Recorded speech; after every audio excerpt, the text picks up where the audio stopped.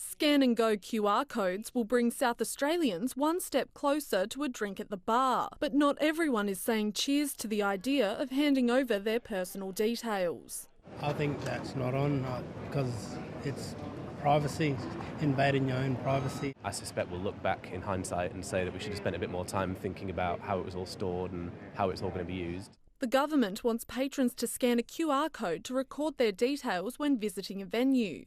But it's light on the detail itself about how the new contact tracing system will be managed. I think patrons need to know that the data is absolutely protected. We only need to keep that data for a very short period of time. The data will be deleted after 28 days, but it isn't known who will be storing it. Look, I'm very suspect about private companies actually harvesting our data and then selling it on to third parties. You can sort of trust it if it's a government app to store it in a third-party location. The Premier says it won't be used by police or other government agencies for other purposes. Going to be critical if people want to have stand-up drinking. And the Police Commissioner says the technology is already being used for ID checks in licensed premises.